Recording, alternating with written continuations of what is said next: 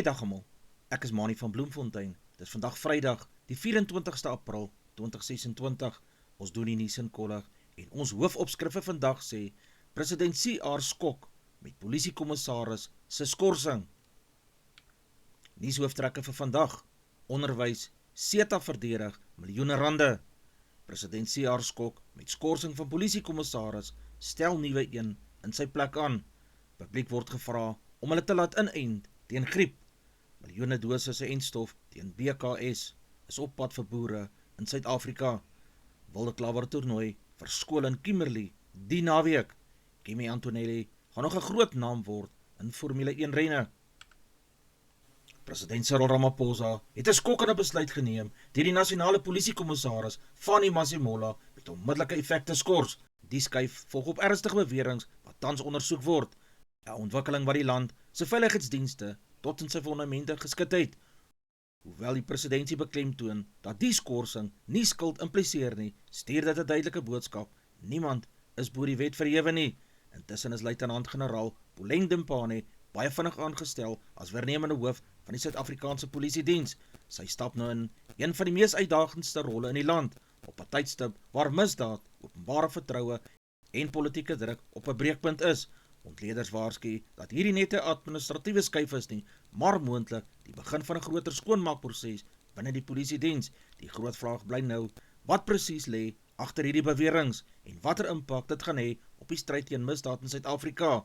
Die land hou asem op. Meer besonderhede sal volg soos hierdie storie verder sal ontwikkel.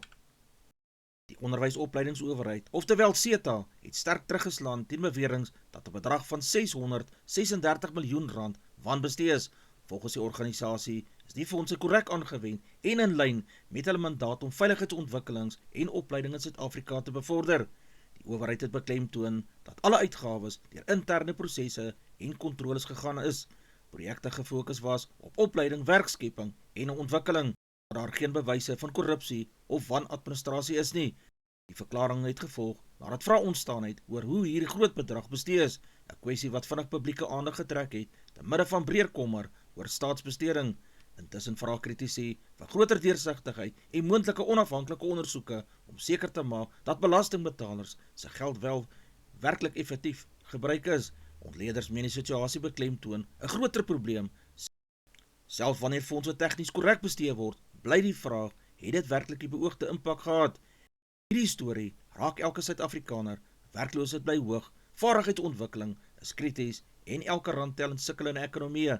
Die groot vraag nou: is hierdie R636 miljoen 'n suksesverhaal van ontwikkeling of net nog 'n geval waar resultate nie duidelik sigbaar is nie? Die algemene publiek word aangemoedig om hulle self vroegtydig teen griep te laat inent, na mate die winterseisoen vinnig nader kom. Gesondheidsowerhede waarsku dit gevalle van seasonal influenza tipies toeneem gedurende die kouer maande wat 'n groter druk op gesondheidsdienste kan plaas. Die inenting word beskou as die mees effektiewe manier om ernstige siektes te voorkom, hospitalisasie te verminder en kwesbare groepe te beskerm. Veral die volgende groepe word sterk aangeraai om ingeënt te word: bejaardes, jong kinders, swanger vroue, mense met onderliggende gesondheidstoestande. Gesondheidskenners beklemtoon dat dit 'n paar weke neem vir hierdie liggaam om volle beskerming te bou na die inentings.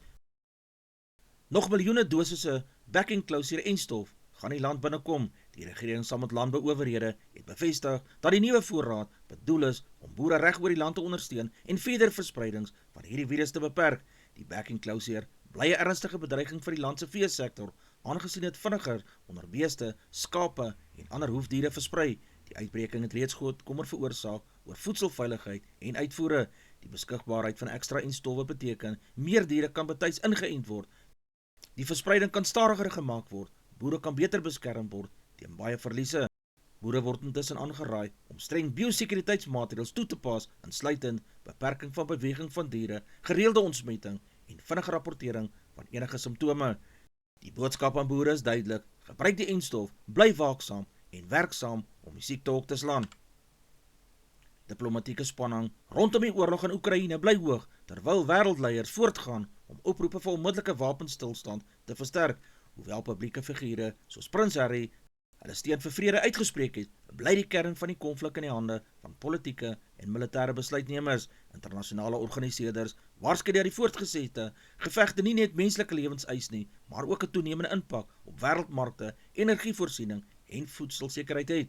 Aan die Russiese kant het Vladimir Putin se regering herhaaldelik beklemtoon dat hulle militêre operasies sodat hulle strategiese doelwitte wel bereik is, 'n standpunt wat verdere diplomatieke oplossings gaan kompliseer. Intussen word egter die skerms gesprekke deur verskeie lande en bemiddelaars voorgestel in 'n poging om 'n moontlike raamwerk vir vrede te vind. Vir nou bly die situasie onstabiel en met min tekens van onmiddellike verandering. Die wêreld hou steeds hulle asem op.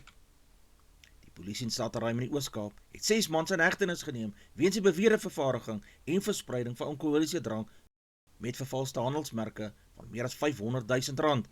Lede van die sigbaarheidspolisieeringseenheid in Stadtruim het 'n voertuigbeheerpunt op die N6 beman en was op die uitkyk vir 'n paneelwa. Omstreeks 1900 uur het hulle voertuig wat aan die beskrywing voldoen het opgemerk en sodoende afgetrek. Hulle ondersoek het die polisie na huis in Enteleni, Louwerkolog in Stadtruim geneem waar hulle 5 mense gekry. Die polisie het beslag gelê op verskeie bokse onwettige alkohol en 6.500 kontant. Die perseel word vermoedelik sedert 2025 as 'n vervaardigingsplek bedryf. Die 6 verdagtes tussen 22 en 36 jaar oud sal binnekort op aanklagte van die oortreding van die wet op nagemaakte goedere, wet 37 van 1997 in die hof verskyn, so lei die verklaring. Hulle sal ook aangekla word van die oortreding van die drankwette. Die Hooggeregshof in Bloemfontein het 'n belangrike uitspraak gelewer waarin die minister van polisie beveel word om meer as R1,2 miljoen se skadevergoeding te betaal aan 'n voormalige Vrystaatse huiswerker. Volgens die hofuitspraak het die voorval plaasgevind toe die polisiebeamptes op 'n voertuig losgebrand het tydens 'n operasie, waar tydens die vrou in die bobeen geskiet is en ernstige beserings opgedoen het. Die hof het bevind dat daar 'n voldoende verband bestaan tussen die optrede van die polisie en die beserings wat die slagoffer opgedoen het, wat die staat aanspreeklik maak vir skadevergoeding. Die saak beklemtoon weer dat die verantwoordelikheid van wetstoepassingsbeamptes om binne streng operasionele riglyne op te tree, veral wanneer burgerlikes in die proses beseer word. Die Suid-Afrikaanse Polisiediens het nog nie in detail op die uitspraak gereageer nie, maar die saak word na verwagting intern hersien.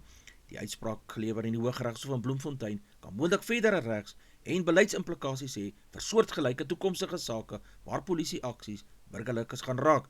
Die saak is 'n skerpe herinnering aan die dun lyn tussen wetstoepassing en burgerlike beskerming. Die Suid-Afrikaanse Energie en Chemikaliereus Sasol het 'n toename in produksie en markaktiwiteite gerapporteer te midde van voortdurende wêreldonsekerheid wat deur die konflik in die ooste veroorsaak word. Die oorlog in Oekraïne het internasionale energiemarkte ontwrig wat groot skommelinge in olie- en gaspryse veroorsaak het. Volgens ontleeders het hierdie globale druk indirekte impak op plaaslike energie en sintetiese brandstofproduksie wat sekere vervaardigers, insluitend Sasol, in 'n sterker markposisie geplaas het. Energiekenners waarsku egter dat hierdie tipe groei plaasgevind het in 'n onstabiele globale omgewing waar pryslojaliteit en voorsieningskettinge onderbrekings steeds 'n groot rol sal speel. Vir nou weerspieël die situasie hoe geopolitiese spanning direk wêreldmarkte en plaaslike nywerhede tans beïnvloed. Die jaarlikse Wilde Klawer rugby toernooi vind vandag en môre in Kimberley plaas en beloof weer eens om vir die beste skole rugby in die land op te lewer. Die toernooi bring van Suid-Afrika se voorste hoërskole saam waar jong talent die kans kry om hulle stal op nasionale vlak te bewys. Skole sal mekaar pak in hoë intensiteit wedstryde met fisieke spel, vinnige agterlyn aksie en toekomstige provinsiale sterre wat hulle naam wil maak. Organiseerders sê die toernooi bly 'n belangrike platform vir talentontwikkeling en word jaarliks deur talentsoekers en rugbyafrigters fyn dopgehou. Die verwagting is hoog dat vanjaar se uitgawe weer verskeie spelers sal oplewe wat later in provinsiale en moontlik professionele rugby kan deurbreek. Met goeie weer, voorspel en sterk spanne op die veld word daar uitgesien na 2 dae van opwindende skole rugby in Kimberley. Die Bulle se afrigter het vandag hulle amptelike 23-tal aangekondig vir die belangrike tydswedstryd. Die spankeuses word fyn dopgehou met ondersteuners wat hoop op 'n sterk kombinasie van ervaring en jong energie om die Walliese span te oorrompel. En sy die sleutelrol tot die wedstryd gaan wees, beheer van die setstukke, dissipline in verdediging en benutting van tuisveldvoordeel. Met die uitspeelrondes op die horison kan hierdie botsing 'n bepalende rol speel in waar span op die punteleer sal eindig. Alles is gereed vir 'n hoë intensiteit kragmeting met groot gevolge vir beide van die spanne. Die Haai het 'n groot VRK wedstryd uitdaging voor hulle wanneer hulle hierdie naweek kragte met die Edinburgh Rugby in 'n wedstryd waar verskeie mylpale op die spel is gaan meet. Die groot fokus val op die kaptein Siya Kolisi, wat sy 50ste VRK wedstryd vir die Haie gaan speel, 'n belangrike mylpaal in sy internasionale klaploopbaan. Intussen word Siya Masuku as senter ingeskuif, 'n skuif wat meer kreatiwiteit en aanvalsdiepte moet bring vir die span. Die wedstryd word gelei deur die Walliese skeieregter Ben Breakspear, wat toesig sal hou oor 'n kragmeting wat na verwagting baie fisiek en strategies intens sal wees. Kenners sê die Haie sal moet fokus op vinnige balspel in die agterlyn, sterk verdediging teen Edinburgh se strukturele aanvalle, en uitspeel impak op die spel en mylpale wat bereik word, beloof hierdie wedstryd om 'n hoogtepunt van die ronde te wees.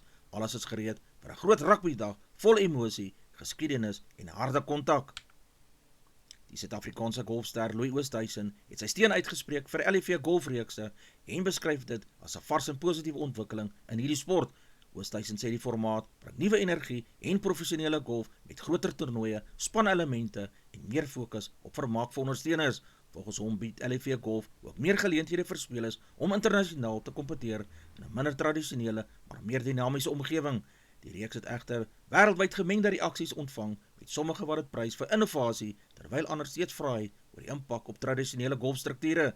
Oosthuizen se positiewe uitlatings dra gewig in die sport. Die jong Kimi Antonelli is vinnig besig om een van die groot name onder Formule 1 entoesiaste te word, na indrukwekkende oorwinnings in 2 onlangse wedrenne. Sy prestasies het wêreldwyd aandag getrek en hom gevestig as 'n opkomende ster in die motorsportwêreld, met baie wat hom reeds as 'n toekomstige kampioen beskou. Antonelli se sukses word toegeskryf aan sy kalm bestuurstyl, tegniese vaardigheid en vermoë om onder druk te presteer teen meer ervare mededingers. Kenners meen sy vinnige opgang dui op 'n nuwe generasie van bestuurders wat gereed is om die sport sy gevestigde orde uit te daag. Sportbase begin hom nou fyn dophou, aangesien sy momentum om vinnig in gesprekke oor toekomstige titeluitdagers plaas. Met sy huidige vorm lyk dit of Antonelli se naam nog baie meer kere op die podium kan verskyn in die seisoene wat voorlê. Die Cheetahs kan moontlik 'n groot terugkeer maak in die VRK met uitsluitsel oor die saak wat reeds vandag verwag word. Volgens berigte is gesprekke op 'n gevorderde stadium en 'n finale besluit kan bepaal of die Bloemfontein se span weer deel sal word van internasionale klaprugby op die hoogste vlak. Die Cheetahs is reeds bekend vir hulle sterk ondersteuningsbasis en aanvallende speelstyl, en 'n terugkeer aan die VRK sou groot opwinding in Suid-Afrikaanse rugby veroorsaak. Kenners meen die insluiting van die Cheetahs kan die kompetisie se plaaslike karakter ook versterk, nuwe blootstelling vir jong spelers skep en rugby in die Vrystaat weer internasionaal laat blom. Die besluit word as belangrik beskou vir die toekoms van Suid-Afrikaanse klap rugby strukture en die balans tussen plaaslike en internasionale kompetisies. Advertensie van Netwerk 24, teken in en kry verskeie tydskrifte en koerante. Advertensie van Bloemkeel vir jou. Jy kan vir Dian of Susan by 082 390 3339 kontak. Hulle sê jou voertuig se registrasie namens jou behartig. Ons weerberig vir die streek lyk so: Messina 1622, Polokwane 1217, Lephalale 15-18, Mbombela 13-16, Mahikeng 13-16, Pretoria 13-17, Johannesburg 11-15, Ermelo 7-12, Galagadi 17-27, Gaborone 14-17, Richards Bay 15-25, Pietermaritzburg 9-22, Durban 14-24, Port St Johns 13-25, Pongola 15-21, Maputo 17-21, Bethlehem 8-11, Bloemfontein 11-15, Allemaal Noord 10-15, Welkom 11-14, Vryburg 14-17, Kimberley 14-20, Appington 16-27, Prieska 15-22, Springbok 15-29, Karasburg 17-30, Keetmanshoop 19-31, Mariental 18-32, Alexanderbaai 17-30, Brandvlei 14-26, Luderitz-Baai 18-26, Vredendal 14-26, Kaapstad 16-28, Sutherland 9-21, George 15-30, Jeffreys Bay 13-30, Geberra 12-30, Graafrenet 13-20, Kaapogillas 12-28, De Aar 12-19, Molteno 18-14, Beaufort West 13-27, Oos-London 14-28, Mabalane 17-25. Hier is 'n korte reënvoorspelling per provinsie vir vandag op grond van die jongste beskikbare Suid-Afrikaanse weerinligting. Die Vrystaat sal gedeeltelik bewolk wees, kans vir ligte tot geïsoleerde donderbuie sal voorkom. Gauteng warm met laatmiddag donderstorms. Noordwes, geïsoleerde reënbuie, hoofsaaklik in die ooste. Limpopo provinsie, wyd verspreide buie en donderstorms, veral oostelike dele. Mpumalanga, gereelde buie en donderstorms, sommige kan sterk wees. KwaZulu-Natal, reënbuie langs die kus en binneland, soms swaar. Oos-Kaap, geïsoleerde buie, hoofsaaklik in die oostelike dele. Die Wes-Kaap, meestal droog, maar reën moontlik in die suidelike dele. Die Noord-Kaap, gaan oorwegend droog wees. Klein kans vir ligte buie sal in die ooste voorkom. Die markte vir die dag, die rand verhandel teen R16.61 teenoor Amerikaanse dollar. Die Australiese dollar kos R11.85. Die euro verhandel teen R19.41.